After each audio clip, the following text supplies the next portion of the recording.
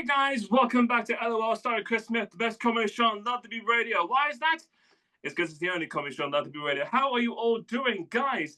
It is Sunday. I have got some very special guests, and they are going to love the fact that I'm going to promote them right now. So, here we go. They are one of the best comedy troops that have managed to amass this year alone. They have amassed more than 15 million views on YouTube, more than 30 million streams on Spotify alone, charted in Billboard and the UK with their songs Half Horse, Half Man, which has been absolutely fantastic. Being told by Billboard they are the top 15 musical comedians right now with so many songs right now. They have been played on my station featuring Half Horse, Half Man, Friction the Swipe, Din Sun Paradise, everything out there, even Don't Touch My Clogs. Guys, this is Luke, Vinny, and Peter of On Company Time, OCT. Welcome to the show. Oh, thank you for having us. Jeez. I want that. This is awesome. I want to use my alarm clock. That just got right. I guess there's no better way to start than by saying you lot are, trained musicians, trained comedians. You guys have performed everywhere. You've written fantastic songs. Whose brain was it to come up with a comedy band for this? Oh. Who came up with the idea to start the band? That's good. Whoa. Well, actually, low-key, I think it was yours. It was me. You or Vinny. It was me and Vinny. Yeah. Well, because originally we wanted to just make like funny songs for our job. We worked in marketing, so like we were just like we were having fun, and we were like, oh, this could be like kind of cute, and then he was like, I have a really hilarious brother who is also a genius musician. And then we were like, all right, let's hang out. And then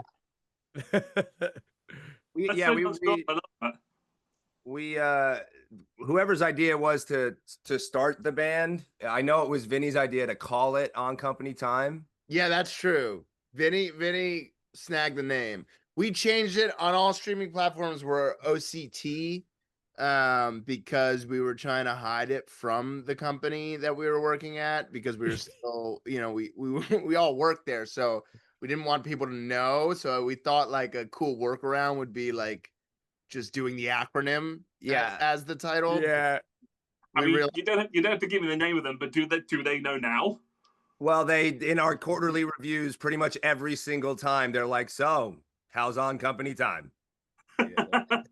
Yeah. Meanwhile, everyone else. Yeah, we made it an acronym to hide it, and it absolutely did not work. It was a colossal failure. Everyone calls us Oct except for the people that we wanted to call us Oct. I love that. Yeah. Alexa calls us October. Yeah, I know. We got to fix that. Yeah, we got to fix that. We got to fix that. Alexa, if you're listening to this, please. Sure thing, October. I don't have Alexa in here. Yeah. Because I was wondering that, because this interview has been filmed in October. We scheduled this time, and I was thinking you trying to be sneaky here by doing October with OCT. I was just try and get that in there. Yeah. Yeah. It's the OCT. OCT. Were there other names that you would come up? Were there other why do we call ourselves this? Oh. Did we have alt names like the Silver Beatles? Vinny sent one name, and it was On Company Time, and we said and then we just ran with that. Yeah. Damn, Vinny, well done then. Yeah, thank you. Yeah. So people don't it's one of those things where it's just like the level of production that you guys put into your music, the level of songwriting, the quality, everything. Your music videos look professionally done, and a lot of people don't really think that it is all you three. You three are behind everything. In terms of the videos. What was it like, sort of putting that first song out there? That was just like, okay, this is us. This is our song. It's going out there. What was that feeling like? Well, initially, so Vinny hit me up even before Luke was in the picture, and he was like, "Hey, I have this song, The Battle Pass, that is going viral. And it's about Fortnite. If you haven't heard it, Check it out. Yeah, it's an up and coming game. I think it's Oh, gonna be yeah. it's A gonna lot be of people big. don't know about this It's so game. grumpy. It's gonna be Very big. indie game. And so he had this funny like acapella thing on his page, and then like we worked on the production and we brought in the production, and then Luke found it really funny, and I couldn't get Vinny's vocals mixed right, so then I was like, Luke's like so good at mixing, so that's like how it started initially, and then we started writing from there. But it was like really It was that pipeline. it was that pipeline. Yeah. Vinny screaming into his phone, Peter making a beat around that, Him trying to fix it. and then me layering vocals and mixing it to get it ready, make it sound like it's a full radio ready song. Well, I'm glad it is because we've played it on station a dozen times. But it's And just then like Peter just slapped the three of our faces on a blue background, wrote the Yeah. battle pass, and then that was the cover photo. Yeah. It's It's still my favorite one. I just wondered that because I mean the artwork on all of them is fantastic. The first one is a little bit like, okay, that's the first one, but that's the one we like. Yeah, that is yeah, definitely that's the first one. Yeah. Not the first shade. It would be funny if it actually had started getting to that. You know, that's Every release we start really bringing down the quality. more and more like clip art with every release. The point initially, like when we first made it, we were like, let's just make it look like bad and funny and like goofy.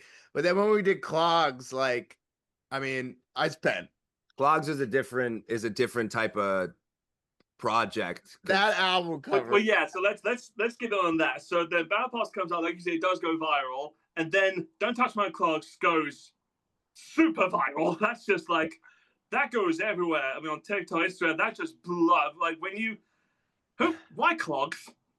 Why not? Actually, it was 50 things before it was Clogs. I mean, the lore is supposed to be that it was a true story that our grandparents actually passed us Clogs. But if we're being honest with you, Chris, we have our Clogs now, but we just thought the word Clogs was funny. We had Don't Touch My Cat, Don't Touch My Mom, Don't Touch My like chair. Like we had all this other stuff that was just less funny. And then it is funny. It's spectacular. I was just literally thinking like, was it just because it rhymed? You could rhyme it. No, dude, it was because of the reason that you're asking the question. That's the main question we get about that song is like, why Clogs? And it's just like, that's why not? That's why. Why not? That's immense. That's immense. So when it comes to like writing these songs, is it a team effort? Is one of you the lead? Is there a Lennon McCartney situation? Like when an idea comes, you know, it has to be approved by everyone. Yes. Yeah, so, you know, we like to make the music first. You know, we want the songs to sound good. That's our goal. You know, we always like to say that we make bangers that happen to be funny. So the first thing is that we're trying to make something that is sonically nice, and then we'll attach the context to the sound. You know, think about like, you know, like what would this be about? And then one of us says something, and then we all just come together. You know, we throw things at a wall, and it's a big collective. Yeah, there's no rhyme or reason to it besides all three of us need to find it funny, and we all need to find it catchy. Yep. If one of us doesn't laugh at a joke, then we know that it's not funny. We look to please each other. Yeah. Well, I mean, that's the thing that I fully appreciate because I mean, right now, especially with comedy music, because there's a lot of it out there. The key thing that you guys do that really shows that whilst it does have to be funny, which I absolutely love, they're all brilliant. It does also have to be really good music because there are so many times where like YouTube stars or everything else will just do a song. It's not really that it's funny, but it's like, nah, I can't listen to this again. But your songs, you can listen to them again and again. It's like there is effort to be like you said, to be like these songs are good. You know, I want them to be replayed. You know, I think comedy music gets a little bit of a bad rep because most comedy music over the history of the genre has been comedians who learn an instrument and use that instrument to amplify their comedy act. Whereas we were musicians first, and like the music is the part that we're using now comedy to amplify. And so if the song's not, the funniest part about what we do is, in our mind, how good the song is. Like that, no matter how, half horse, half man on paper isn't that hilarious of a concept. But when you attach it, like Vinny said, to that 80s synth pop production with the catchy melody and like all of that, that's what makes it like, this is funny. Yeah, it's too good of a song to be about a half horse, half man. This guy is the thinking. Which I do have. Or we hope. That's that's the goal. That's the goal. That's the goal. You know, it could flop, but you know, I mean, that's the game we play. Is that where it's still there with even like now, like with like I don't know, like when the newest song, when Myrtle Beach came out, was the worry of like, oh, I hope this one is good. I hope this one does well. I think with Myrtle Beach was so it happened so quickly. Half Horse Half Man came out, and then we had worked with Kyle Gordon back on Clogs. We were in one of his music videos, and so and Vinny was friends with him from before. But Kyle hit us up and was like, do you want to work on a song together?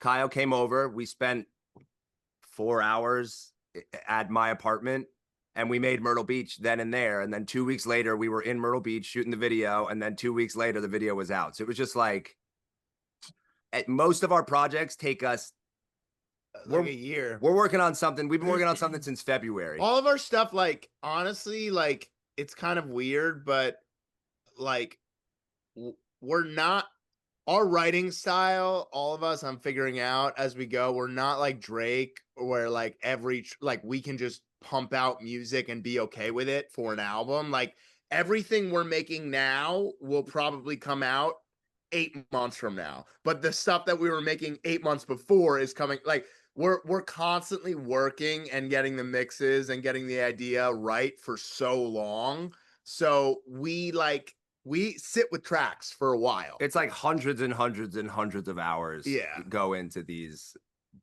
projects. By the time it makes it to like the ears, honestly, of our audience, with the exception of Myrtle Beach, that's why it's like so like, I mean, that you bring up Myrtle Beach, that's so funny. Like that we were like, oh, were you thinking like it was just the first process that we've ever like put out a song after we made it within 3 months. Yeah, a month. It was just like made it, now it's done, move on. Yeah. I mean, was that weird in the sense of like rushing a song that much, or was it like was it just different to be like, oh, okay, that's how you guys do it? That was kind of like a serendipitous thing, honestly. Yeah. Like it really, we came together and that like we quickly kind of hit exactly like what we wanted. So that's, that was a fast one. Came together quick. Yeah, it came together quick. It was done. It's not like we released it unfinished. It was.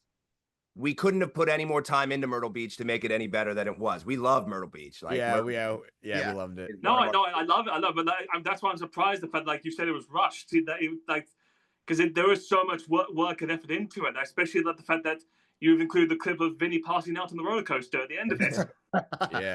Yeah, that was like that. So actually, that was real. That was 100%. That happened. Really? No, it's no.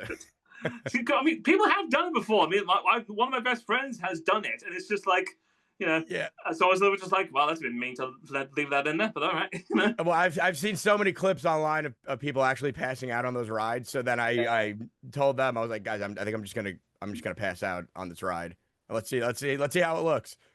Yeah. How many people did still message you and say like, Vinny, were you okay? Oh no, I had people message me and say, yo, dude, are you good? What happened on the ride? Was that like what? Like, and I was like, man, I let it ride for a little bit.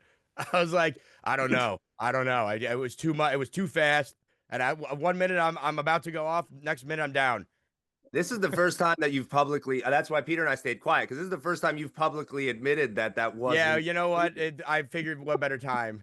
You're getting the scoop. Love to be radio. Yeah. You're getting the scoop. Wow, with one exclusive, ladies and gentlemen. But okay, so we're a bit older, but like, so Touch My Clothes came first. That blows up. Like gets millions of hits. Then was Dim Sum Paradise after? Yeah. Yeah. Yeah, which is literally about. That just makes me feel like, did you guys just go to a restaurant? You were like, guys, I have an idea. I want to talk about my favorite food. Yeah, my friend lives in Chinatown with his girlfriend, and she put us on to a dim sum spot in Chinatown. It's not called Dim Sum Paradise. I think it's Dim Sum Palace. But then I don't know. Have you had dim sum? Because it's I have pretty it. magical. I love it. It's great. Yeah, it's freaking awesome. So we had that, and then that was just fresh. That was fresh in my mind, and the title was really catchy to me, and then we just built a whole song around that title.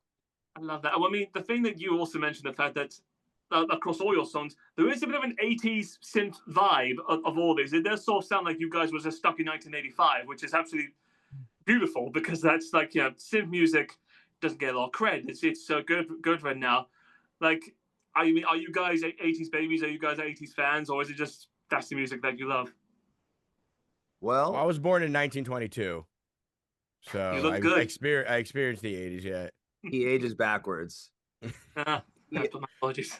Yeah. Honestly, the truth is, it's funny that the year you chose was 1985. The spawn for this sound, a lot of it came from the Bo Burnham song off of Inside 1985, where he does kind of like an 80s synthwave, like a full track of an 80s synthwave thing.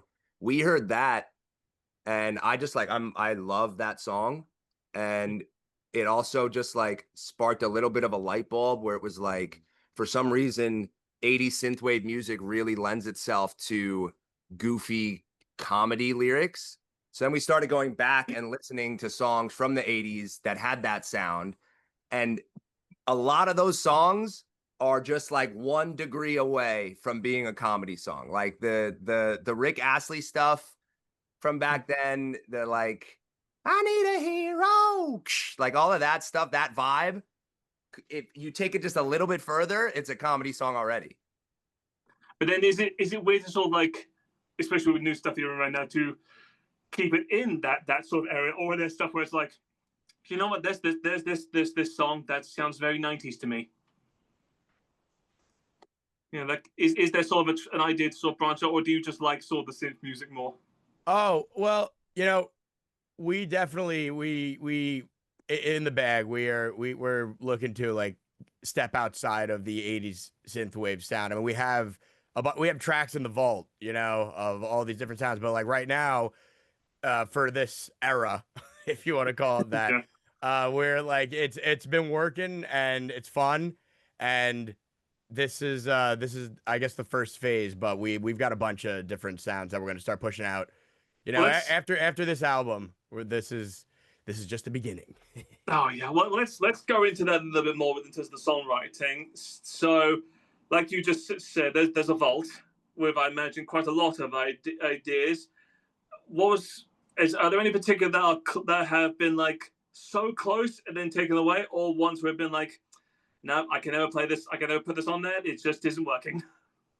Both and everything in between. There's stuff that has made it like pretty much to the finish line, and then it gets tossed for whatever reason. And then there's stuff that we should probably burn the hard drive. Yeah. There's things too that we've made that like were like months ago that we are just still, we know that there's something there, like we're like, we just haven't tapped the narrative or, like how it unfolds. So it's just like, yeah, everything in between. I mean, how much tweaking does go into it? Because like you said, it takes a while for perfection. I mean, are you guys perfectionists? Yes. Yeah. The problem is like it's never ever gonna be perfect. And we're blessed with like time that we've given ourselves to be like, we have, tracks done from 8 months ago to give us the luxury to perfect the next batch of songs. So, and we don't rush ourselves at all. So we get it to a place, I think, every single time we release so far to like 98%. And then, I feel like it's a perfectionism can destroy an artist in a lot of ways, and you can't be a perfectionist. It's not good. Like, it will ruin your life and career because nothing's ever going to be perfect.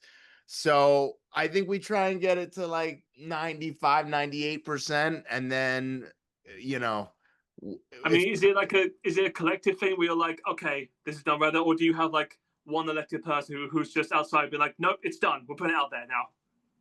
I mean, I think it depends on which part of the process we're talking about. Yeah. We all do everything, but there's certainly things that we each bring to the table that we kind of care, like pull each other up with, and we've made each other better. Like, for example, I never edited any video ever in my life before we started OCT. Vinny is the best editor on the East Coast. They got some good ones out on the West Coast, Vin. But yeah, I understand. He taught me like the art of editing. I'm not a great editor still, but like I'm able to participate in the creative process of editing because Vinny taught me how to do that, or how to understand it. And so like, and on the flip side of that, before I met these two, I have never sang on a mic or been in a booth, and they taught me like the world of production. Like, I had no idea like what even went into it, but like we've created this like nice, like this perfect team of we like build each other's puzzle, basically. Anything that's lacking, the other person has, and then we come together and we made this thing. So like a good example of the workflow and then how each part of it gets signed off is like Peter, for So Sick of Giving You Up, the one about quitting vaping. Peter had made a beat. The bones, like a rough of a beat.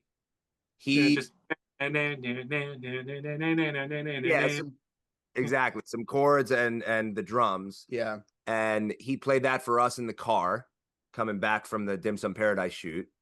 And Vinny came up with this idea of like, let's sing about quitting vaping. Like, that's a funny, no one ever does that. It was that soon? Like, you've just done Dim Sum Paradise, you've done shoot, and then you were like, nope, moving on to the next one now. In the car home from that shoot. Yeah, this is the most picture perfect writing sequence of all time. It doesn't always go this way. It doesn't always go, but this no, but you must have just been like, we just did something, man. Give us a minute. Yeah. No, man, it never stops. It never stops. Anytime we're relaxing, we're just thinking about doing this, So, Vinny comes up with that idea. Let's make a song about quitting vaping. So then we're already 70% of the way there. We have a beat, we have a concept, and then we just start like top lining and humming what the song is going to sound like and sort of the structure over Peter's beat.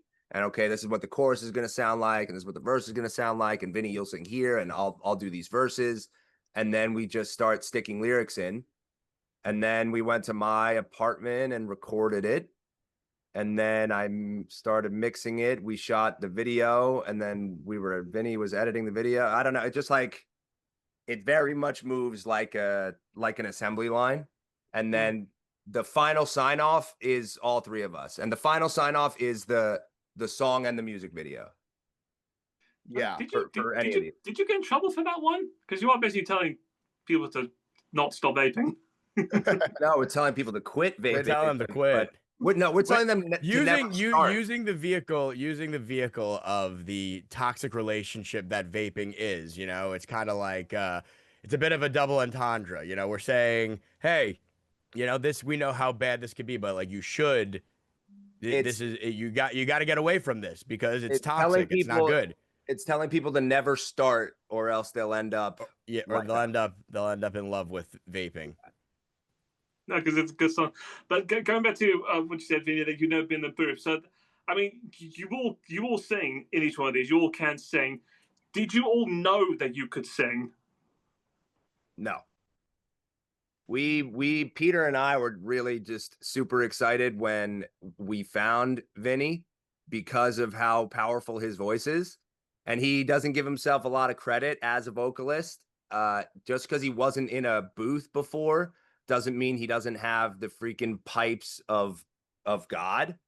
And yeah, man. I mean, you have high notes, which is like is fantastic, you know. Yeah, I mean, a good example is, which I mentioned, well, a lot of people know, when you did a cover of Wicked, you know, it's just you two. I was just like, wow, because even with, I mean, I don't know the songs that well, but even then I was just like, oh, that's a tough cover, man. That was tough, you know. In the original key, that's in the Idina key, the original Wicked key. That was crazy when you did that, Vinny. Yeah. I mean, whose idea was to do that cover, and who was it like? Yeah, who's going to do the high notes? Just like, oh boy. Well, Vinny. Well, there was never a question of who was going to sing Yeah. the high note. There was it always gets thrown on me, but Wicked was coming. It was trending. I mean, that's the way like we kind of think about a lot of things too. Sometimes, Wicked was coming out, and what else is popular? Fortnite. Just an easy layup, just a nice combo, and we changed up some of the lyrics to like match up with the Fortnite. The jargon or like the what people say in Fortnite, right? And that's how it happened. That's it. I mean, are you just now hoping that because Wicked 2 is coming out later in the year? Are you just really just hoping like, please don't be popular because I can't do enough of them. Please don't be popular. No, we'll gladly do another. Well, I mean, another song that you guys did, which grew on trending for some good reasons, and some was just like song that was TikTok Baby. So literally a song about TikTok closing, which then was around the time earlier this year when TikTok was closing down or about to, whatever it's up to now, we don't know. What were your feelings about that? Where it's just like deciding to write a song about the end of TikTok? I think everything we write is we're just looking for the comedy in anything, and so to us, we thought that it was really funny that at everything that's going on in the world right now, that our government got together and said, this is the thing that we're going to unanimously agree on. We're going to fix this instead of everything else. And we just thought, I don't know, we thought that was funny. And so we were making fun of it. But then it says a lot that like because you do these months in advance, that when TikTok was about to close down and your song was trending, everyone was saying like, this is the farewell song to TikTok. Were you like quite surprised about that? It was just like, well, I thought this was just a joke, you know? We were surprised about it because that song had already been out on TikTok for like 8 months. It came out in April when the ban was first announced. Yeah. And it like didn't do a whole lot. Yeah. And then all of a sudden, when it started picking up in the news again, like months and months later, we started getting all these notifications on our phone over this song that like we had moved on from a long time ago. And so, yeah, it was, none of us ever expected it to catch fire the way that it did, especially at the time that it did, because it was when we were putting out Half Horse Half Man. So then it was just like we for months we were planning this Half Horse Half Man release, and then all of a sudden, right as we're about to release Half Horse Half Man, TikTok Baby's going crazy. Yeah, it was pretty cool. Yeah, let's get into that. Let's get into that. Half Horse Half Man, arguably, well, not arguably, your biggest hit so far, amassed millions of views everywhere. Was it unanimous who was going to play the horse? That's the funniest thing ever. I sent the rough of this to Vinny, and Vinny called me. The song is 3 minutes long. Vinny called me 40 seconds after he heard the rough. I could not believe my ears. I was just like, I didn't even let it. I didn't think it could get better. I called him immediately. I was like, dude, this is magic. He was like, No bro, pun intended. two things. One, this is amazing. Second, can I please be the horse? I mean, because was that difficult to shoot?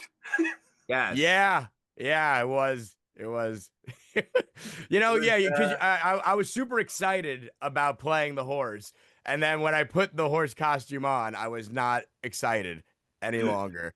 And now we have I get to play the centaur. Oh damn, I'm playing the centaur. Oh, no. Yeah. As the second it went on, I was like, I'm the centaur. Okay. I mean, we spent like for that, I want to say, I mean, 8 months. 8 months. Like I can't tell you the amount of people that we reached out to trying to figure out if we should do a real, because we wanted the horse to look realistic. We didn't want it to be a blow up suit. Like the video called for it to be like high production, like it is a real half horse, half man. So yeah, that's the inflatable yeah, suit. that's the suit he wears on stage. This is the suit that I wear on stage. Yeah. This is the suit that I wear on stage. He wears that on stage. So he wears an inflatable suit on stage, but in the video we wanted it to be like, like real high production value, like look like a horse. So we were like trying to figure out like, should we like get like a taxidermy thing going? Should we do like paper mache on wheels that like is sort of off the side? Should we we were gonna get a real horse? We were gonna get a real horse. Like a real horse. Yeah, and then key out the half with green. So put green on the horse. But I was like, I don't think that's like ethically okay, like to put like to wrap the horse in green. So we were like, literally, like it was because we really deep down we didn't think we could make the CGI look believable and real.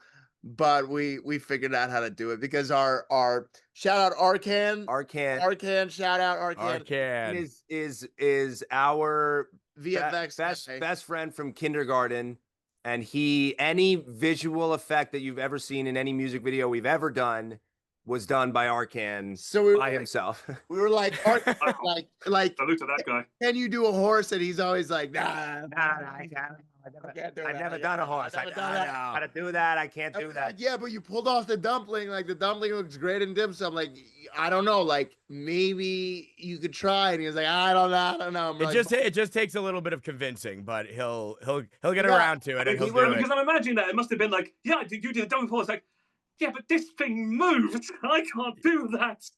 Well, the way he that we figures it out. The way we kind of schemed around it was if you watch the video and count the amount of times where you see the horse body, it's actually there's not that many shots where you see the full horse body. True. It's my like hips up. Yeah.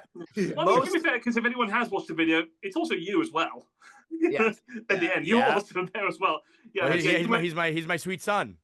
I know. What a twisted into that. Yeah, you got that twist ending. It was maybe 2 weeks ago that my dad realized that I was the son of the horse in the video. Really? Wait, what? What are you talking about?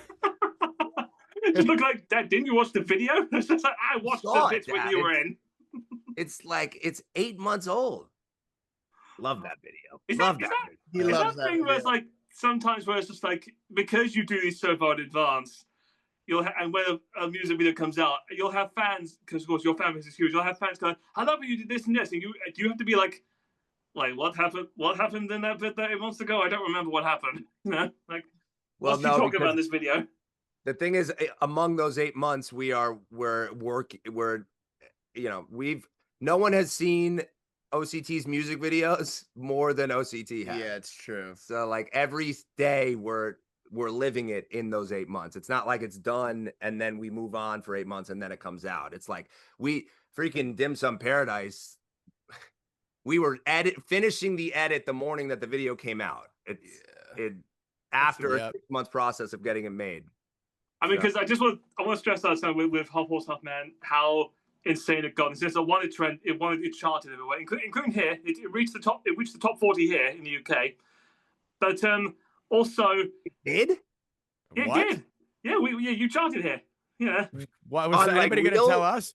On think real you- charts or on Yeah, on the Columbus UK charts? official charts, you charted. Oh my God! Wow, Peter, Oh. where are you? He had to go to the bathroom. He's gonna love that. God. dude. Wait, that's crazy. I don't remember like where you were. It's just like because Gotta- I think you hit 30. You were number 30. We got to put that on our website. Yeah, dude. Don't I don't gotta quote tell me my if I'm mom. wrong. I could be entirely wrong there. Those are the No, same don't charts even no, don't look it up. Let's just move on. It's fine. We'll Yeah, just yeah, make it's that wrong. okay. But- I, but I another believe thing you. that the same but charts thing that the that- Beatles started on. Yeah, yeah. Yeah. So Wow. Yeah, you charted on the same thing that Elton John, Led Zeppelin, Sex Pistols, and the Beatles were on. Wow. awesome. That's pretty cool. Does that make us legends or? You already are, man. Wow. But Sweet. no big thing was like around you was when you released it, I think, which was early in the year. Was around the same time Eurovision came out, if you know what that is. And everyone was thinking like, why isn't this our Eurovision song? This is the perfect thing. It's just, Yeah, we get that like call out pretty consistently. The people they want us to do Eurovision. they want you to do it. Yeah, We will do it. We haven't. No one's hit us up about it, but no one's hit us up about actually doing it. It's just like comments and stuff. You know, people are like, "Oh, yeah, this would be lit." You know. we're American. Believe me. Asking So other people in this country, they'll say, you'll be like, "Can you do it?" We'll say yes. You know, we come We'll test come last and a lot. We need some help. We'll represent the UK because we have to represent a European country, right? Yeah, and you don't have to be from here. You could just be anywhere. Okay. Right. Yeah. I mean, because the big one is Celine Dion. It was in Eurovision. She represented France. Yeah. Really? Yeah, it's a weird fact that people just don't know. But talking a little bit about musical inspirations, obviously there are certain people that have influenced you, but no, a big one that you mentioned there was Bo Burnham. You know, with Inside. I mean, who were your big inspirations musically with this? Beethoven and the Beatles. Wow, that was such a good classic. I mean, do people compare you a lot to like Weird Al and The Lonely Island? We get Lonely Island a lot just because I think we're three guys making comedy music, but We don't Yeah, get like the music Weird Al that videos much. and stuff too are kind of in Yeah. the same realm of just like silliness. I mean, is there a thing where it's just like when you're doing a song, you want it to sound like, I want them to sound like this, or you do your best to try and sound as original as possible? Yeah, we work towards coining the OCT sound, which I think that we've done a pretty good job of, you know. Man, I love it. I mean, because hopefully I'll see you guys on SNL one day. You know, I mean, you're perfect for that. You know, That would be amazing. awesome. Your mouth to God's ears. oh, man, I love that. I mean, another thing that has to happen, which we talked about, you have done a lot of covers on your channel, quite a few. What's been the hardest cover to do?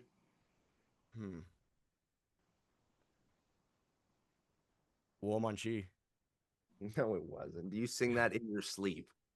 Well, to learn it is for all Wicked of us. took forever. Wicked was like a 48-hour process to get that one done. The nailing the Randy Newman accent on "You've Got a was Friend in quick. Me." That was quick. I pulled that editing together pretty quick. Getting that footage of Vinny opening the door took so long though. Well, actually, yeah, let's talk about that because I mean, because it's not just the music that's perfect. I mean, it's the music videos as well. Which, I mean, from the get go, you have done high production on all of these. What would you say what was the, aside from Half Horse Half Man, which I then had to deal with everything? What was the hardest music video to shoot? Dim Yeah, Sum. Hardest music video Paradise. shoot. Dim Sum. Really? Why? Yeah, dim sum. for It was sure. we shot lot it of in locations. Buffalo. Yeah, we shot it in Buffalo. There were four separate locations. 3 or 4 separate There locations. was 3. Four. Yeah, because the What's office, the 4th? Yeah. the office, the first Chinese. Oh yeah. Five. yeah, different right. locations. Oh. 5 locations. The five now. restaurant, the car, Yeah, the office, the the like cool bar place. Well, yeah, that's the restaurant. No, that's that's the the bar place and then the theater. and then the theater. Yeah. We had to. Yeah. Oh my God, I learned a- completely forgot.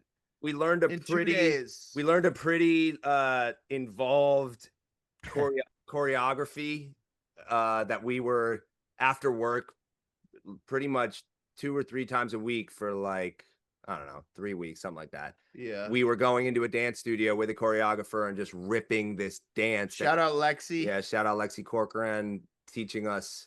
None of us are dancers, and so we tried to put that dance together as best as we could, but that took up time.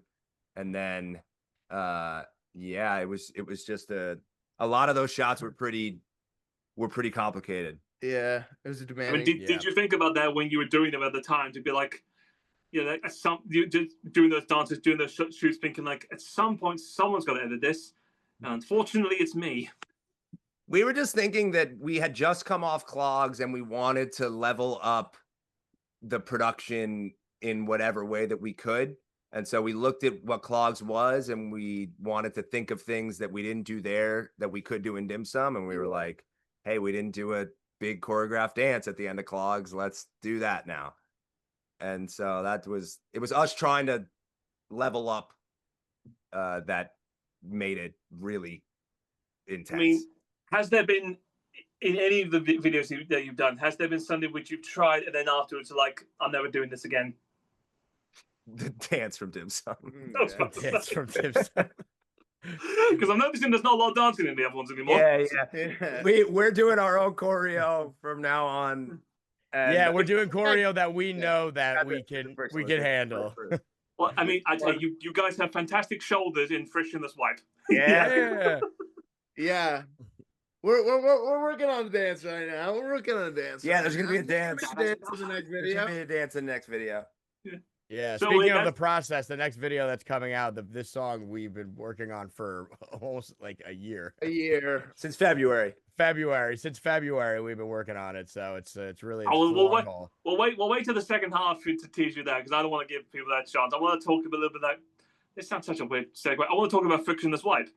All right. Like, there you go. We all have them. It's very normal. And the definition of like, we're not allowed to swear on this anymore because of what I mean. But it's just like it is a beep song where it's just like, where did that concept come from? Just like, was one of you just in the loo and just been like, yep, I've got a song now. It actually happened on the Dim Sum Paradise music video shoot, just like So Sick of Giving You Up. Actually, the idea spawned from Luke, and he came out of the bathroom and he came up to me and he was like, I just had a wipe with like 0 friction. You ever have those? And I was like, oh, and I just remember like I laughed really, really hard. And then I like was like thinking like, why do I know exactly what he means? Everybody knows what it means. As soon as you say it, you know what it is. And then like I Googled it. And I wrote it down and then I Googled it and there was a ton of like jokes online about it. And I was like, wait. I was about to say, you Googled it, man. That's dangerous, man.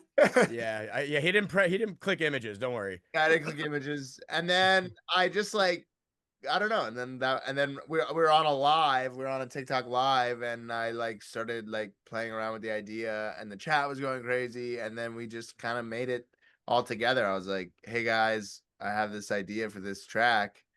And then I sent it, and Luke just started like literally, and Luke and Vinny, the chat was just like gliding on ice, like just everything in the song was literally probably written in 10 minutes in that iMessage chat with like I had ideas and stuff, but all those ideas, like Vinny was like mudslide, like all that stuff. So I just like categorized it. And then what going through that, where there was just times of shudder, where it was just like, it's like a mudslide. Oh. Yeah, I mean, there's actually a version of Frictionless Wipe that wasn't released. It's about a minute longer, and it's about a 2,000% more graphic. So just you got the version you got. Good call. I'll take that. Yeah, because I imagine because also you have some very fashionable suits. Which you must have thought like, oh, these are all perfect. Yep. We were hard on the brown suits. We had to have brown suits. The only way this video was gonna happen was white background and brown suits, or brown background and white suits. But we did the white suits on. We did the white. So. You know what? I'm kind of glad you did. I'm kind of glad. We love those suits. Because The imagine that top one. comment is like the brown suits are vile. Vile. I mean, Yeah, but I they almost- are. But I they are almost don't love fresh. that. They are fresh. I mean, because that's also like, I mean, two things with that. One is that you had to also film in a bathroom, in a public toilet, which I imagine was not the nicest place to go to. Yeah, no. So that, I mean, that bathroom location. Ugh. So you wouldn't believe it, but finding a bathroom to shoot in is actually extremely difficult. With stalls and stuff. You can get like a bathroom with like a sink and like one toilet or whatever, but we were looking for public bathrooms because there's 3 of us. We wanted us three, Three. so you could see us in the line, and there's not a lot of bathrooms that have the depth to put the camera on a dolly, so you can get all 3 of us in one shot. And Peter, Yeah, it was into a lot So of wide lenses in that scene. It was 2 weeks. It was less Yeah, it than was 2 soon. It weeks was close. before the shoot, and we still didn't have a bathroom. And I saw a play like with my dad, like a Shakespearean play, like in a small theater. And I went to the and my dad went to the bathroom. He's like, "Good bathroom in there."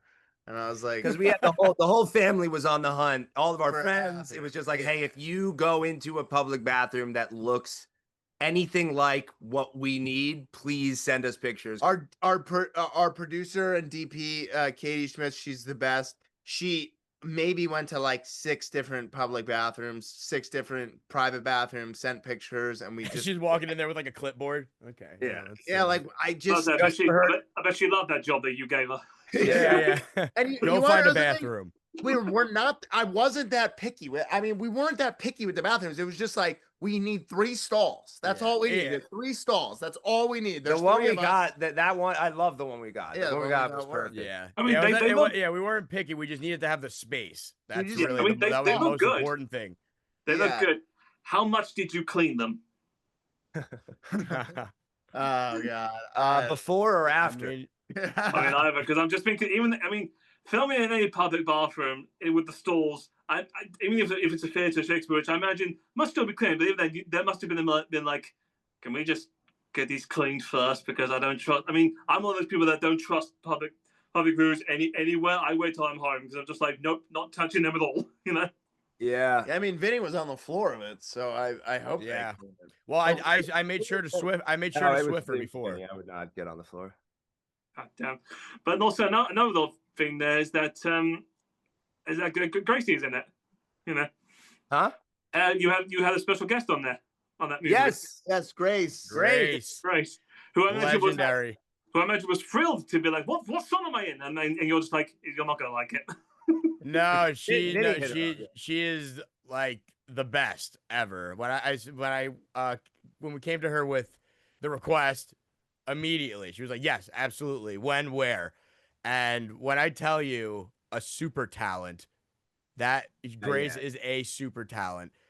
One of the You funniest yes. people on She- set. Everything she said made the entire crew laugh. I mean, she just sells the performance. She sold it Funny so thing, well that at the end when she's singing that part, people in the comment section, they correctly assume they think that she's singing because she put it on such a performance. But Talking yeah, about SNL. She should be on SNL. yeah, she would be perfect for SNL. I mean, she's great. I love her for it. I mean, the moments where I was like, because that's also music where you did have to make a lot of faces, which I imagine was like, oh, that's a weird thing. Like, could you make the hey, this happened face? It's just like, okay, Like that shot of her fanning, like we farted in the room, is so funny because it has nothing to like. It's a joke that she just did, and we were like, Yeah. all right, perfect. We're putting that in. Like most of the stuff, like we did not have to direct her. Like Nah, she she literally just like do your thing. She knew what to do right away. Yeah, she was said to she's me, great. She was great improver. And She said to me- and speaking of like the editing process and everything, like it made it so hard to choose, because we had so much footage of like, the different takes, and it's like we didn't know we had to sacrifice so many great takes that she did to make the music video, because you only have so much time. So kudos to her. Now you're just making me wish you guys doing outtakes of all your music videos, like the bits that couldn't get in. Well, we're gonna have a paid subscription service where all that stuff is gonna be available. We're working on getting all of like BTS and outtakes and demos that weren't released, and like the original version of Frictionless Wipe, like all of that stuff. We're putting it up on our website. It's gonna be like Patreon, but on our website, so you can just go to OCT and get everything OCT. So. I just do love that with Frictionless Wipe. How many comments, because you joke a little bit like you may now put on your 3D glasses. How many people in the comments said they tried? They really tried to find some 3D glasses and see if it was actually there. Yeah. It was for that joke. It came with a pack of that. You can't just buy 3 3D glasses apparently, and so the pack came with about 300 of them. Yeah. So I have 3D glasses. They're all over my car. They're all over my apartment. I'm finding 3D glasses constantly everywhere. I mean, kudos to you for finding old ones, because those are like the pre-Avatar, 3D glasses, which are tough to find now these days. So the fact that now you cornered the market in all of them now, apparently. We have the entire the full inventory of all the 3D glasses. We didn't shoot it in 3D, but if there's a service, if anybody's listening to this, if anybody can make a video 3D, we would love to release a 3D version of that music video. That would be pretty cool. You got to get your own glasses, obviously, but or I could send you some, or Luke could send you some, or you can get Spy Kids 3D on DVD, and it should come with. It should come with that. Yeah. Oh God, the days of Spy Kids 3D where it was just blatantly obvious that they were trying to be like, this is 3D. Like they could just be having a conversation. They're like, listen, you. Like never a moment that you need it to be 3D. It was also just the quick moves. First just says it, and then you over there. Exactly. And then didn't they do 4D where you wore like a thing and it was a scratch off smell thing that you would smell also? Oh God, yeah. I mean, I remember Shrek did that. Shrek 4D where they were just like going full ham on just doing that, but also joking like, "What? No one's seen this in this. Why are we doing it this way?" It's just like because it's popular. And Shrek would like burp or fart, and you'd have to like scratch the fart thing. Yeah, just a level of like, this is not the technology I want to advance. There's some movie that came out recently that they have a 4D experience, and like you get wet, but like people they have to wear like smocks because it's like so intense. Like if you don't, you'll leave like drenched. Nah, because I know there are some theaters here where it's like. I mean, you probably know the ones where the cinemas where it's like they'll have the seats on like a conveyor thing, but they'll move it around. Oh yeah.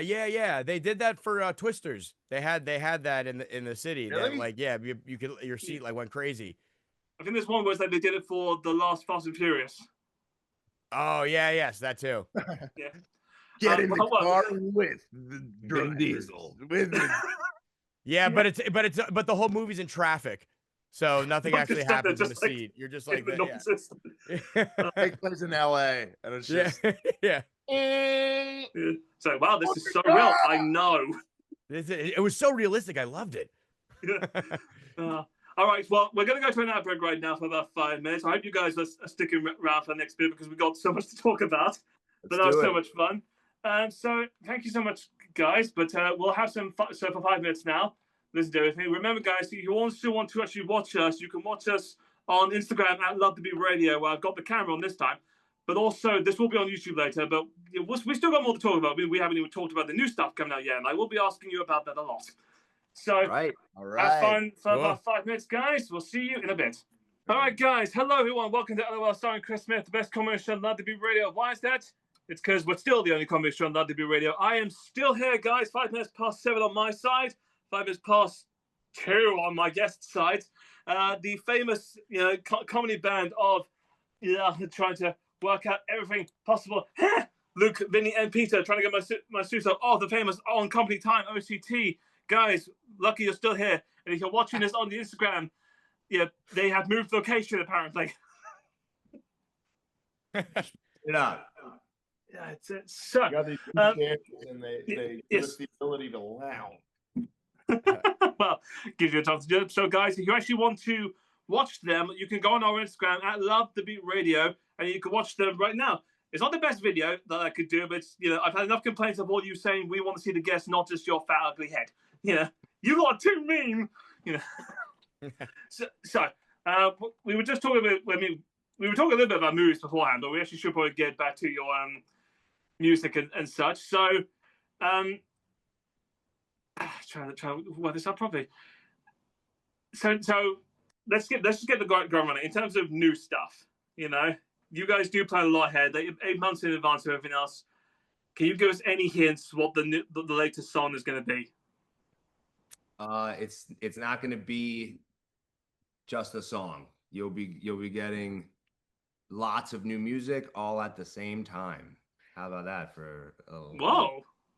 Wow. Our debut album will be coming out in December, and there's going to be some songs that you've already heard on there, and there's going to be some songs that you've never heard on there, and some songs that have been floating around our social media for years and never got full releases.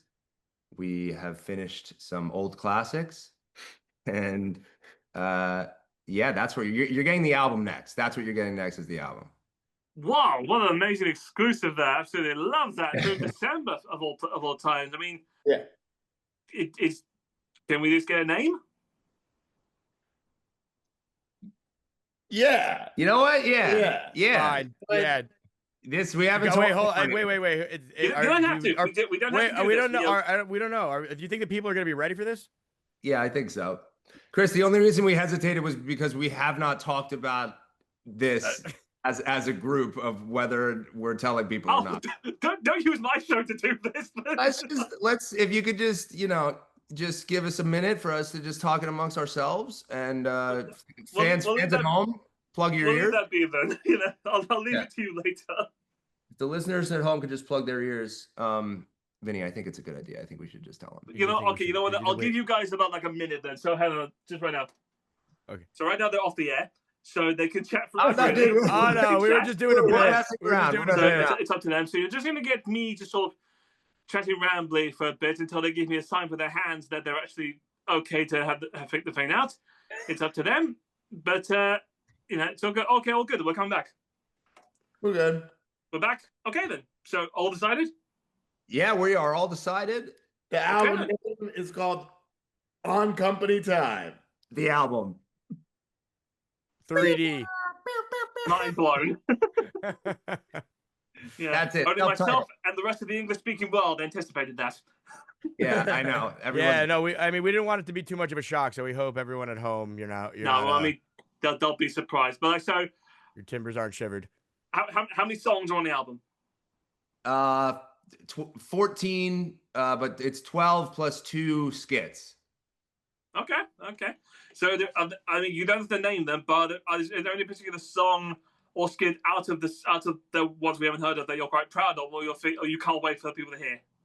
Yeah, it's called "Tall Warm Glass of Milk."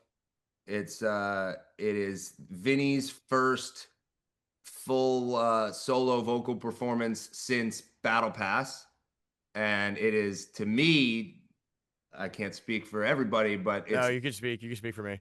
It is my favorite. It's my favorite vocal performance that any of us have given to date.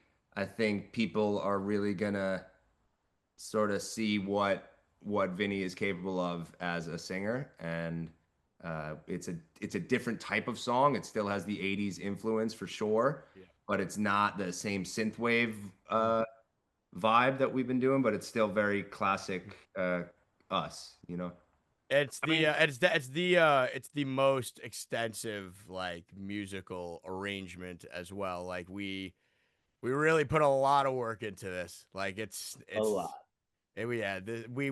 Our hope, as we said before, is that people will be wowed. Like we're always looking for ways to kind of like level up, and we see this as one that is a level up. So be on the lookout for that. It's gonna bang. Shooting the Can't music video next week. The Yeah, we're music shooting it next week. And Away, so we won't see it for another year and a half. Fantastic. So I mean, obviously, so Vinny, if you get a solo, that means all you get solos. Is that right? Yeah, just about. There's a full. We're working on a full Peter solo that is in production, but we're not sure if it's on the album yet. It's just whether or not we can finish it.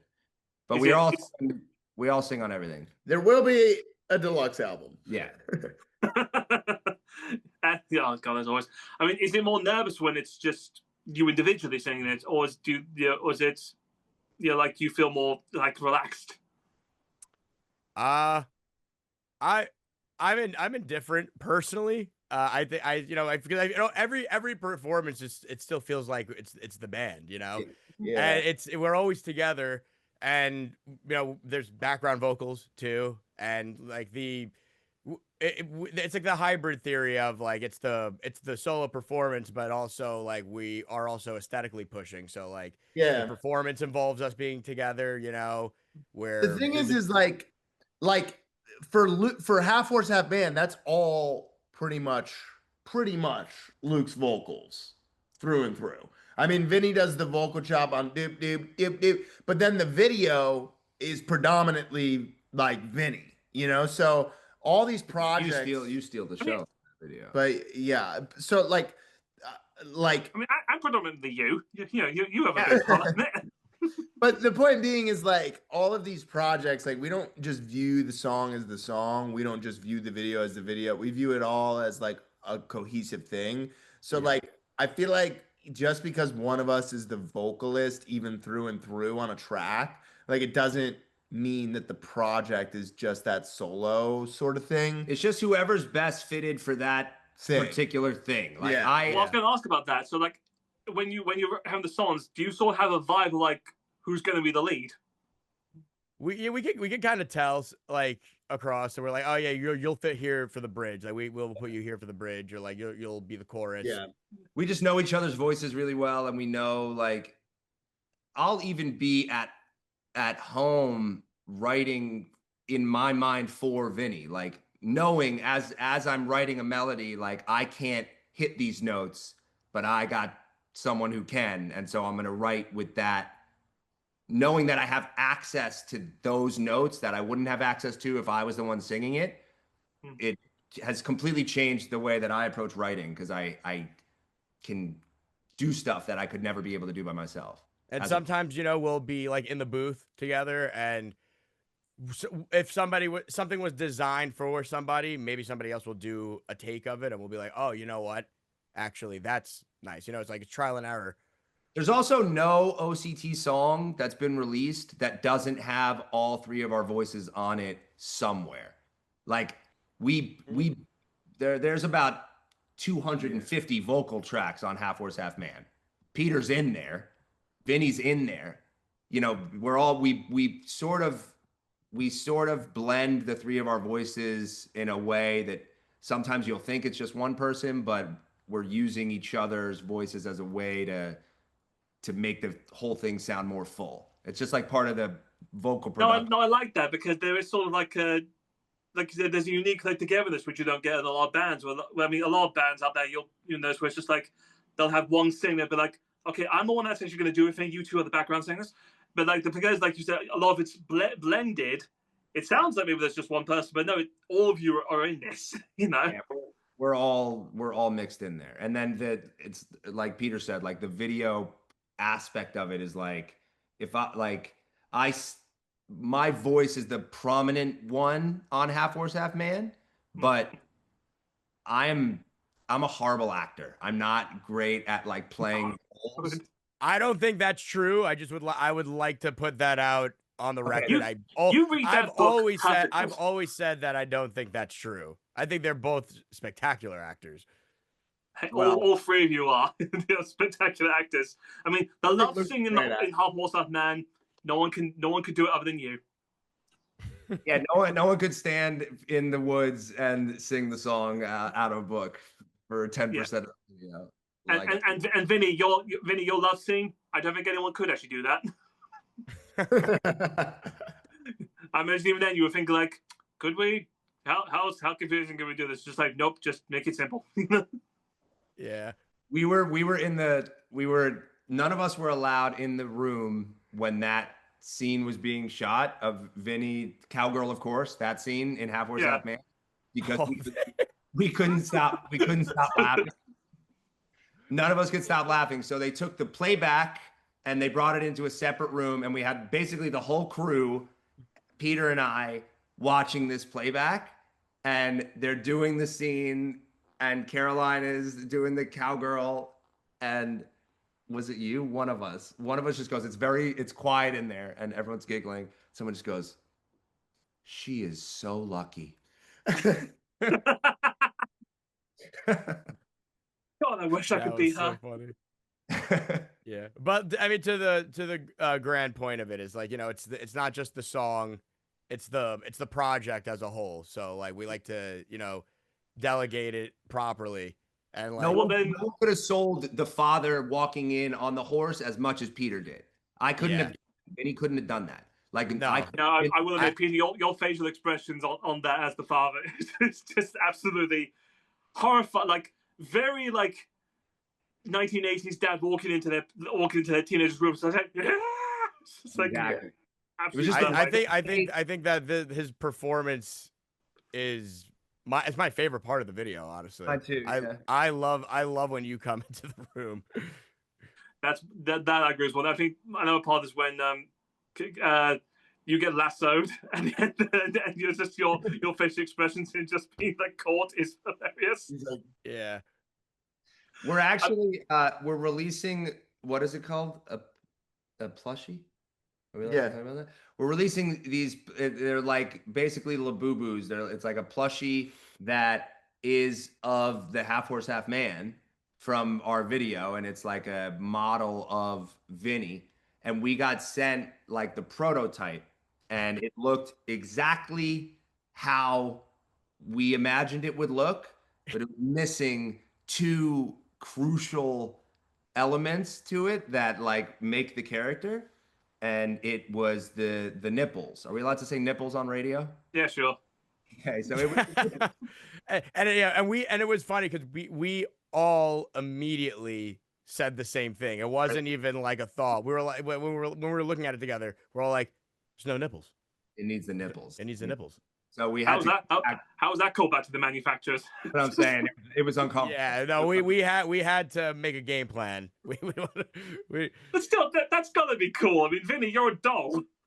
Yeah, that is cool. This is a dream come true. And you know what? My brother loves like collecting like action figures and stuff like that. Like he's a big collector. He better put this in the collection.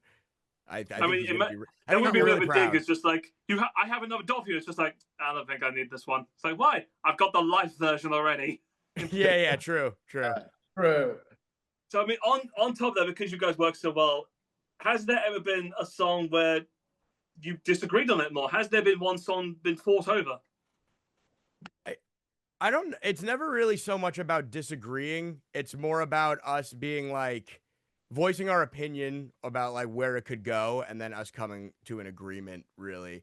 And just like being on the same page of like what's right for right now. Like, is this the right song to put our time and money and energy behind right now? Or is this like, put this on the back burner because whatever, the TikTok ban is happening right now, so maybe we focus on getting TikTok Baby out in this time frame? And just like it's never, we all love, if one of us loves a song, we all usually love the song. It's just a matter of, is that the song to be focusing on right now?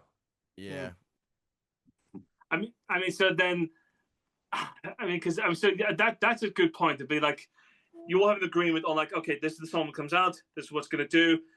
Everything's in there. Has there been any?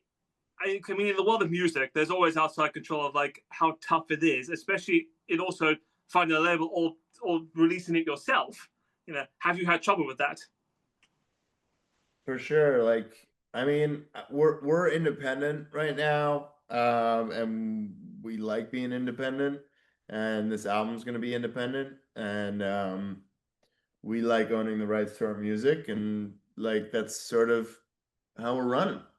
But yeah, I mean, there's temptations everywhere of like, deals and stuff, but like we just love, you know, like we're doing this on company time, like we're doing this, My man. we love that. And like, this is like, we're putting everything on the line for this, and we love this, and this is our stuff. So, we, that's really where the energy is coming And from. we fully believe that we're doing so. Maybe it's delusional, but the three of us, since we started, we believe that we're doing something that is different than anything that's been done before, and it's innovative, and we think we have something really special. And any amount of just like upfront advance from a label or from anybody that wants to get involved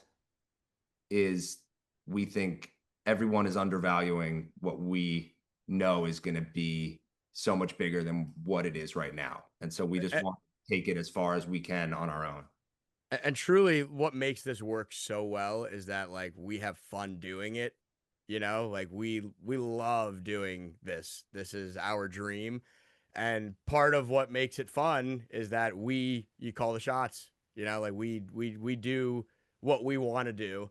And I think we gauge it with like the proper perspective. Like we know the conversation we're having before, where it's like, we choose what's right in the right moment, and you know, don't fix it if it ain't broke. Yeah. Right? Fair enough. Absolutely fair enough. I mean, because another big thing that a lot of independent artists like yourselves have gone through, and we talked about this before the show, is copyright.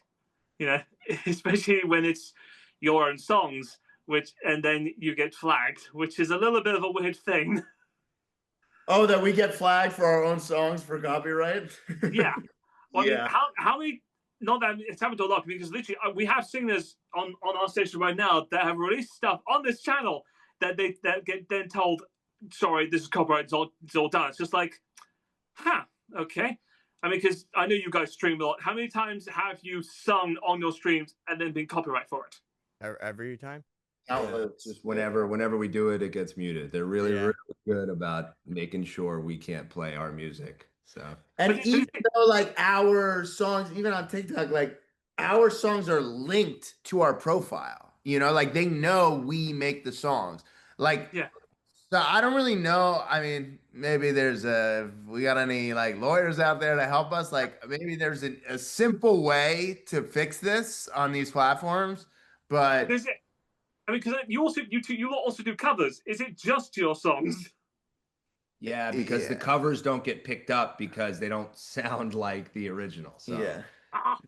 And we're, like on the covers, like we might be doing the instruments. So then like that changes and there's legal, so if everything on the track is recorded by the artists, it's pretty much like you can use it if you're doing a cover. It's really easy to get a mechanical license, and they don't really like track that stuff down on like Content ID on YouTube and stuff.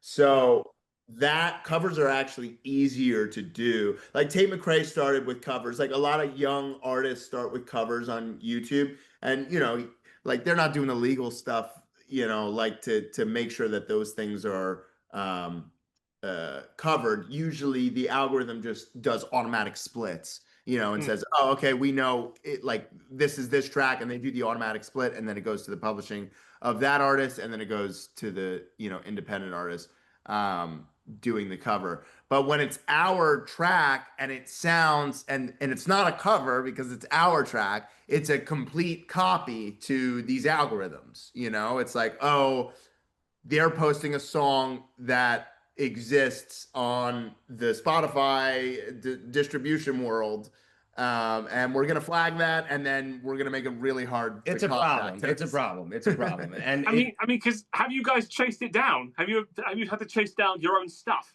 We've appealed things, but like You would think We you can think do these that as algorithms being so complex, they would also be able to attach like us singing, performing our own song with I mean, the that's what I'm people who thinking. It made must it. just been like you just. I don't know the appeal process, but it's just like, can you prove that you've done it? So it's just like, yep, here's the music that I did. I could give you the actual recording session of it. It's just like, this is me. Stop it. You know.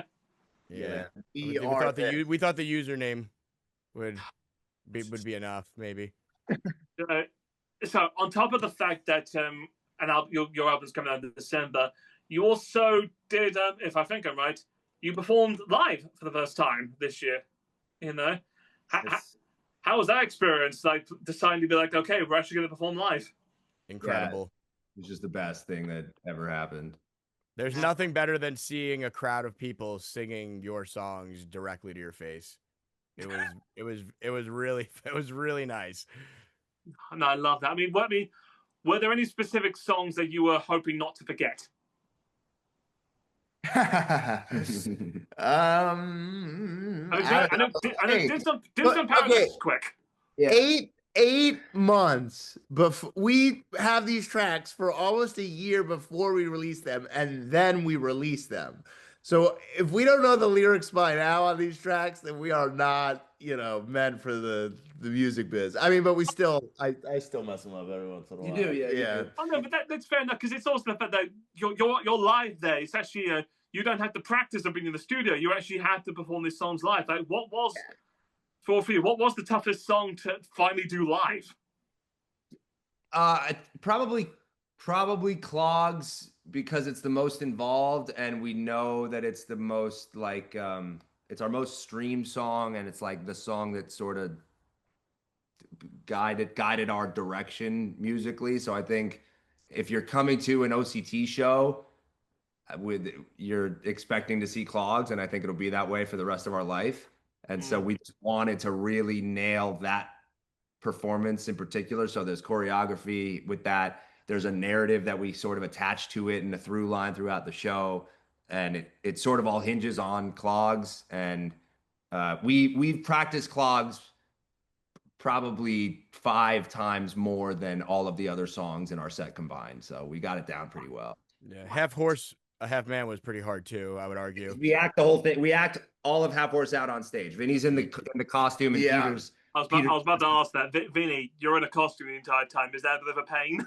Yeah, because like Luke said, we made like a narrative that kind of ties this all together. So we're on the clock, we got to get everything has to happen perfectly. And like what we'll do is we'll make scenes to kind of filibuster, like to go, or like to a segue into the next thing. And then for this one, we had like a big one because we have to run off stage, or I have to run off stage and get into this costume. And I'm Caroline on stage. Yeah, and he's Caroline. So like we're both running off stage and we're getting into our outfits or whatever. And that it's like, and this is like an inflatable suit. Actually, so both it's like Caroline and the dad. Yeah, you're the love. yeah, you're 2 characters. Yeah, so it's Luke, what are you doing in this? I'm singing the he's song. putting on the greatest actually, performance Luke in has to comedy music because history. Those notes for our range are different. We also had, like, at least at the first shows that we did with Kyle way earlier in the year, we had a little smoke machine, and we had a little like laser machine that we had gotten. And because Peter and Vinny were acting out the story while I was singing, I was literally on my hands and knees while singing the song, pushing the smoke machine button and pushing the laser button while I'm singing. Like, it's a mess, but it's gotten a lot cleaner. And the more that we do it, the more that the show gets tighter. And by the time we come over there to your side of the lake, we'll be. I hope so. Well, I mean, how many live shows have you done? 6. 7. Oh, 7. 6. Everything's automated now. Now we have everything automated. No. Is there any particular one of those 6 that was the hardest? Chicago, and I'll tell you why. Because we had this bit. So like Vinny said, we were on the clock in these earlier shows. The way that we did it was we put all of our songs on one track. And so they would just play So all of clogs would play, and then we would leave 30 seconds of space for us to make a joke or something, and then frictionless wipe would start. But the timer never stopped. So we didn't account for, okay, maybe in Chicago they're going to clap longer than they did in Minneapolis, and so we may not be able to get through our whole bit, but we didn't think of that. So we did clogs. We opened with clogs in Chicago, and they clap longer than we were anticipating. And we had this bit. It's not a very funny bit, and we've cut it since. But we had this bit where where Vinny would say, you know, creative inspiration comes from a lot of different places. And, you know, as the leader of the band, I get my inspiration from, and then I would cut him off and I would say, well, you know, a creative inspiration comes from a lot of different places. And, you know, as the leader of the band, I get a lot of mine. And then Peter would cut me off and do the same thing, right? So like the joke being, we all think we're the leader of the band. But because we started that bit late, Vinny does his, you know, as the leader of the band. And then I cut him off and I say, you know, as the leader of the band, and then frictionless wipe starts. And everybody was just like, oh. Ooh. Okay, but that bit does sound kind of good. It was just bad timing of that sort, you know? Yeah. It was bad I mean, timing. it was really hard to do it that way because you don't know. You're never really. There's only so much time you think you have, and however long you think you have, it's shorter. That's what you learn. Now we can pause. We just learned how to do that for the last couple of shows. Game changer, being able to pause. Yeah, We got it through changed. the pedal. Yeah, way better. Of that. Well, I mean, like, so is it just your songs? Do you do covers of the whole thing? Because I mean, I don't know how long the live shows are because you only performed in America right now. Right now, it's just the songs that we have out plus Tall Warm Glass of Milk. And for our headlining shows that we're doing in 2026, we do want to do a cover or two. Yeah. I mean, because with the live shows you've done, have people brought clogs? Yes. Yes. Awesome. You know, have you seen people come in horse outfits? Where it's just like, Nobody's that was yet to come in a horse full outfit. horse No, we haven't outfit. seen that. But we did have a show where people came dressed as like as the different characters from the music videos of not the Really? horse, but It was yeah. cool. well, Yeah. in the nicest way possible. How many of them were flattering? I mean, the whole thing was flattering just because it was their attention to detail was crazy. Like as soon as they walked in, I was like, oh, I know exactly what you guys did. I know every single character that you are. There was 5 of them. And so it was one of them was wearing the red sweat, like the Marty McFly outfit that I was kind of wearing at the end of Clogs. And then one of them was dressed exactly like Kyle Gordon was dressed in Myrtle Beach. And then one of them was dressed in the leather getup that Peter had during it was crazy. Yeah. They were so stoked when they walked up. They were like, oh. An hour.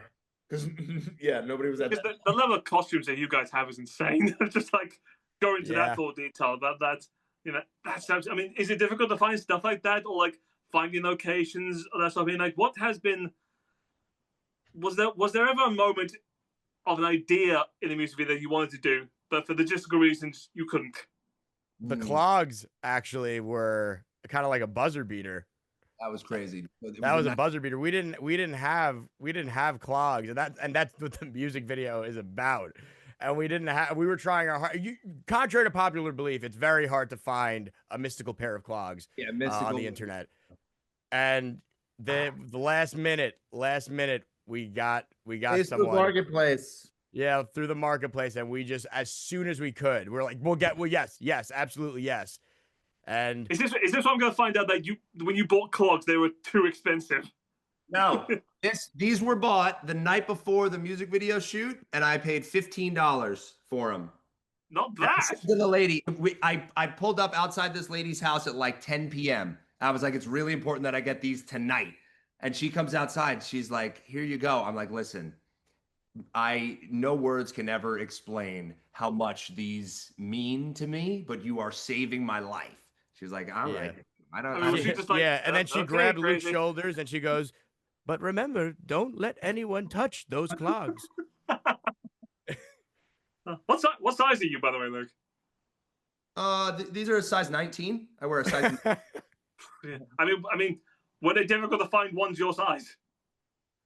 No, we don't wear. I can't wear those ones. Those are the mystical clogs. You don't actually wear those ones. They're meant for worship. But we got our own pair of Yeah. like little rubber clogs that. Those had to be comically big for the sake of the video.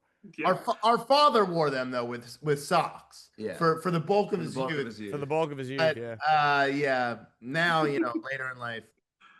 The level of commitment to this stupid song is so amazing. I love it. It just gives me for one day, your future children have to be like, yeah, I swear to God, if you bring me clogs for Christmas, I will kill you. Well, they Wow. won't. Get That's a great idea. Something I will certainly be doing. have to I be mean, at least. have fans given you gifts? Have they given you clogs? No, We've got and bracelets. we wouldn't accept clogs if they gave them to us because we have our pair and we would never presume to touch anyone else's. Yeah. They have brought bracelets and little posters and pictures and stuff for us to sign, and it's all very, very flattering and very. It makes us laugh. This whole thing really makes us laugh a lot because of how these songs it was all just meant to make us laugh. Like that's why we're doing this. It was just to like entertain each other and make each other laugh. And the fact that there's anybody out there that wants an autograph from us, just like it cracks us up.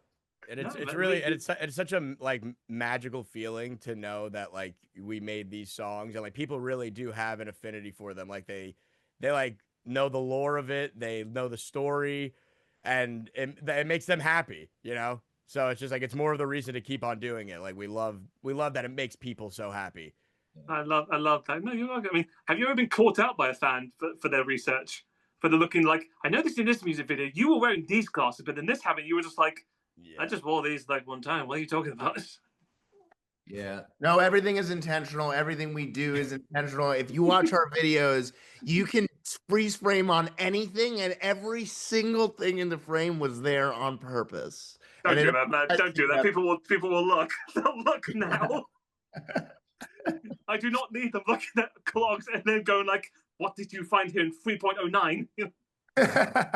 There's a symbol on the clogs. Yeah, that was meant to be there. It was meant The to be. Christmas tree. What's the decorations on the Christmas tree? It's just like, Yeah, okay. exactly. That's what we want. We want you doing that because the more videos we make, the more we're doing that kind of stuff. There are no decorations on that Christmas tree because in that household you don't need any more amount of festivities or Christmas joy than just your clogs underneath the tree. That's all you need. Everything I else. mean, that's also thing to dive into is about that all of this is paid out of your own pocket. Like because you're independent, you are doing this all yourselves. How much support are you guys getting? How much like budgetary reasons have you had to go into with each song and music video? And so far, the model we've been following is pay for the next video with the last video. So we just haven't taken any money out of OCT. We're not living off of any of the money that has been made. And anything that we get from streaming on Spotify or merch sales or YouTube views goes into the next project. And then we're hoping that it stacks. But Well, then we better really hope that album does well, which it will. Yeah. we're really banging banging on it. Banging Yeah. on it. So you've done collabs with Kyle. You've done collabs with Grace. Is there anyone that's on your bucket list of like, if I could do a song, I want them in it? Justin Bieber. Michael Bolton. Luke, you're the last one there. Paul McCartney. Paul McCartney. Jack Black also. I think that would be a really fun one. I mean, because I imagine. I mean, Tenacious D, I imagine you guys also get compared to a little bit. You know. I The love comparisons are not valid. Tenacious D is at a level that we would never assume to be comparable to. Yeah. Yeah. I mean, have you tried asking like them or Weird Al or Andy Samberg of Lonely Island to be like, hey, my God.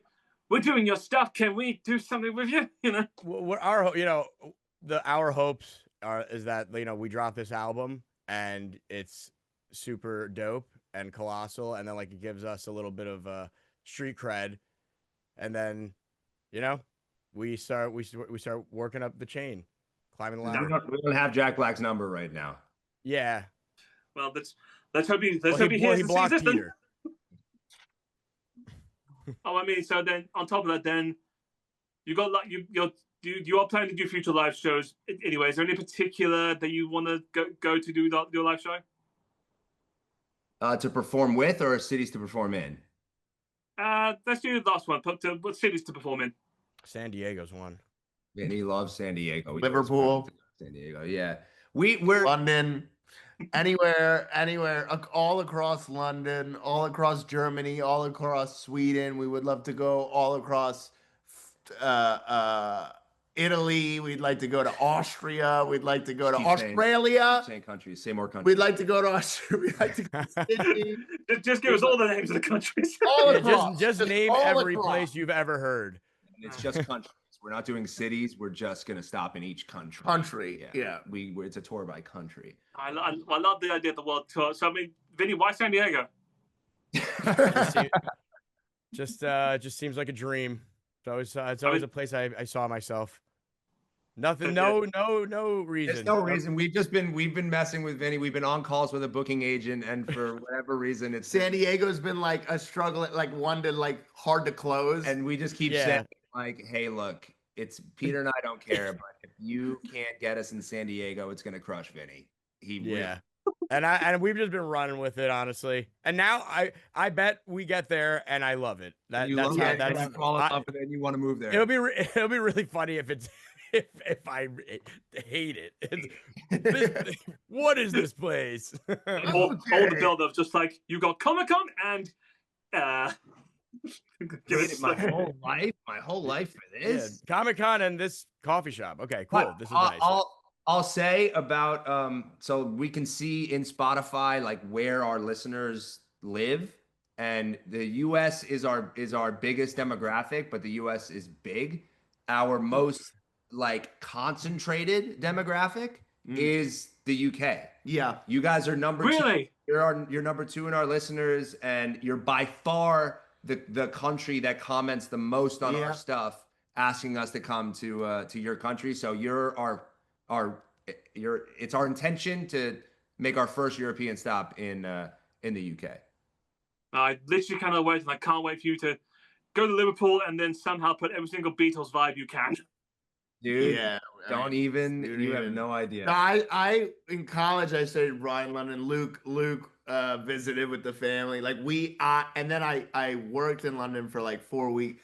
I love London. Like I love London. So I mean, to play in Liverpool and London. But anyway, we did a Beatles tour in London, and it was like, I mean, yeah, it was like, you know, Paul McCartney had a frictionless wipe in this alleyway in 1960. And we were like, oh my god. Yeah, get him. Yeah. So you're talking to the right. I'm a massive Beatles fan. I did like a holiday specifically to Liverpool. I literally went into the Cabin Club and signed my name on the bricks behind where they played.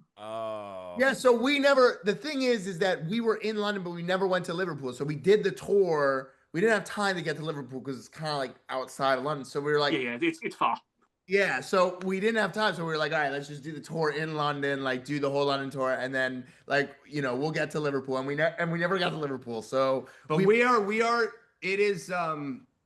probably shouldn't get into it because we'll go way over time. We are Beatles fans at a level that we've never met anybody else that likes the Beatles as much as we do. I know that they're out there, but it's like Vinny confirmed, like it's an obsession to. Yeah, it's an obsession. I once pulled up Spotify and you know when people do that thing where they'll somebody who's a super fan, they'll play songs for a millisecond.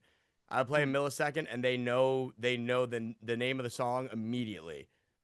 I mean, you're right, man. We can't go that far into it, but I mean, yeah, man. I'm a Beatles fan all the way, especially just like everything about it. I'm one of those people that was tempted but didn't do it just because it was a little bit too much insanely. Penny Lane, for anyone who doesn't know, is literally like Beatles song, but it's literally about the roads they grew up in, where you can actually see the barber shop and the fire station that they were at. You can actually do the walking tour of that song. And I was literally like, I gotta do that song. It's just like, that's a bit too much. No, dude, that's not. There's no such thing as too much. There's no such thing as too much Beatles ever. I'll tell you something though. The original sign to Penny Lane is they put a thing across it because people kept signing their names too much. Oh yeah. Oh, they that would covered definitely it. happen. They covered it because it was just. I mean, because it's all there. I mean, you see, like the original. Everyone. You see, everyone's a good fan. The original 4 Beatles. Everything's covered except the 4 names right there in a little bit of a corner. It's a little like the Holy Strike, like they are left untouched. You know? That's you see, because people know the amount of respect. It's beautiful. We're seeing Paul in Atlanta in a month, and I haven't slept since we got the tickets. I'm so No excited. way! I'm so jealous. I'd love to see that. Yeah, I've been dying to try and get tickets to that for ages. Wanting to see Paul at any point in my life. You know? Yeah, it's he's a But legend. yeah, it's good to know. So A lot of our like melodic tendency and instinct is informed. You may not hear it, but every song is somehow influenced by like their songwriting, like their approach to songwriting. Like we one thing I want to get into just before I finish with the rapid fire questions I do for everyone. Luke, what was the bits? Why are they in all the songs? All right, so if that was in Clogs, for one reason and one reason only, I just was trying to make Vinny and Peter laugh, and I thought that was a funny noise to make. I don't know why I made it, and I get asked that question a lot, and that's the But only. is it now a thing that you have to now have it in every song now? No, I don't have to. It's just if it calls for it, or if whatever overtook me that day that I did it in Clogs overtakes me when I'm recording in whatever song, then I'll do it. But the is there's different forms of it that people It's a should tool. listen to because there's it's not always the same exact way. Sometimes it's melodic, sometimes I find ways to sneak it into the production. So on the album, you should keep an ear out for Easter egg uh-huhs that will be sprinkled throughout the album in different ways. Are any particular other Easter eggs that fans might want to catch? We got In the beginning of Dim Sum, we're in the car and we're driving, and a lot of people don't notice, but there's actually a little tiny clogs thing by the mirror in the music video. in the music video. But that has nothing to do with this conversation. But I had to throw it in there. I really wanted to. Fair enough. All right, we got about 10, 12 minutes or so. So let's do the rapid fire round, which I say rapid fire just because it's the questions where I'm just like, these are the things I ask everyone, like, you know, which are the toughest, but I want you to think about them. And if you do duck out, I'll be disappointed, but I'll understand, you know. So let's get into the rapid fire. So easiest song to write. Frictionless White. So sick. Myrtle Beach. Wow, all could be different. I respect that. How does this work? If we all answer different answers, No. individual answers. I'd rather have individual than all combined, you know, because that's at least gives people like the chance of like, hey, you all have different views. Yep. So hardest song to write. Ooh. It's a song that's on the album that hasn't been released yet. Okay, fair enough. Yeah, I'm thinking the same one. Yeah, you're thinking it. Yeah. We can't say it. It's really hard to write. And It's very hard. I mean, you don't have to give me names or details, but it's like any specific reason, or is a lot of different ones? The heavy narrative stuff gets complicated to write because you have to walk the line of telling a story, but it's also a song, and it needs to be funny, but it can't be too convoluted that people lose the story, so it can't be like super involved. So walking that line is hard, and it takes a lot of revisions. Yeah, like songs like Myrtle Beach and, you know, So Sick of Giving You Up, they're like bit lines. We're not trying to like there's no continuity in it. It's just funny things that we're saying. So it's easy to spitfire those. But when we're trying to make the story, it's like we got to make this right. Yeah. I mean, that's an additional one. It's in a good place. It's in a good place. We're gonna record it. Yeah, it's good. It was the hardest to write though. It took us a long time. Fair enough. I mean, so then arguably that's the hardest one to make a narrative then. Yeah. Yes. It's hard to make a narrative in a pop song. Okay. Yeah. Best music video to work on. Best? Yeah. Myrtle Beach. Myrtle Beach, yeah. I mean, was that kind of just like a mini vacation for you guys? Yes. Yeah. Yeah. Like what you see is what we were doing. We were literally just vacationing with a camera on us. It was awesome. It was like we made the song just because we wanted to go to Yeah. Myrtle Beach. Like oh yeah, I guess we have to go now. Oh, that sucks. Oh no, guys! It's an 8-hour shoot at this Senior Frogs. I'm so sorry, guys. Yeah.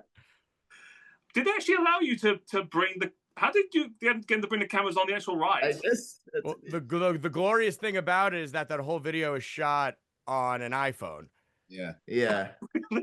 Yeah. So with a little color grading and some Hollywood magic, And then we made it look a little better than that. But we're you just get on the ride and that's it.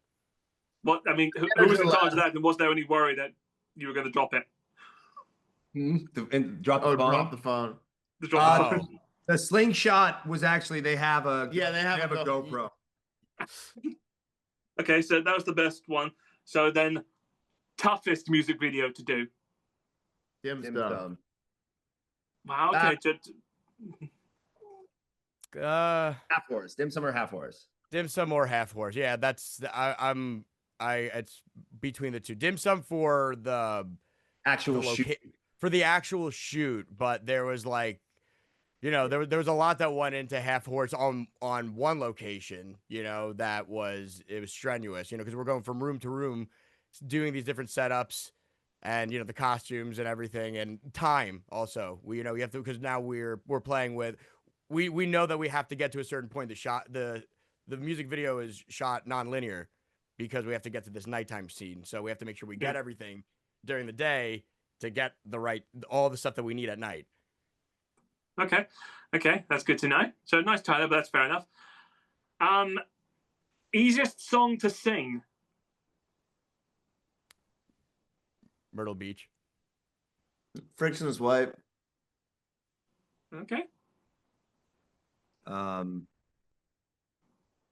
This will neither of you will agree with me, but actually Dim Sum Paradise is very easy for me to sing. I knew you were gonna say that. Really? Dim Sum Paradise actually was probably the one that was written the fastest, now that I think back on it, because it's not really doing that much with the melody.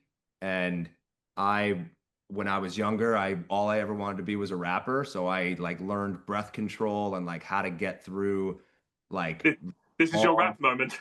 Yeah, exactly. And Dim Sum Paradise is basically a rap anyways. And so that one's my favorite one to sing, and I could do that in my sleep.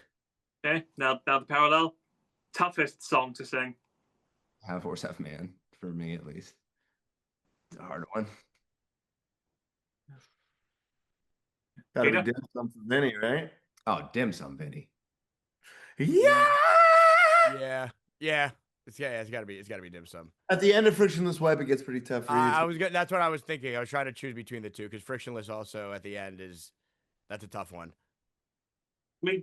I mean, because you performed both live, haven't you? Both of those live, haven't you? Yeah. Yep. But which one was the toughest? Which was the toughest high note? Frictionless.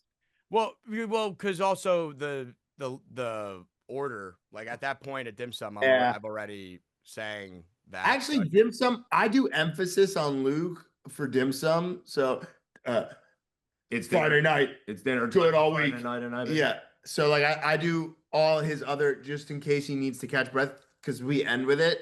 And that's actually really hard because I can do it all the way through easy, but coming in and out of it is actually harder because you lose the rhythm of it. It's a different rhythm when you're omitting notes, It's also because when you're live, you're not just following the track, you're following Luke. Luke's doing this live, and you have to find where he is. Exactly. And I don't know when he's gonna Run out of breath. So I have to guess, on the chorus specifically. We all just sing the chorus. The chorus. Yeah, we all just is easy. Once we get to the chorus, everybody in the audience is singing and we're singing, and it's really fun. That's the nice thing. You're at a point where you can just do what every artist does, which is when you don't know the lyrics or you're running out of breath, just get the mic to the crowd, make them sing it. Yeah.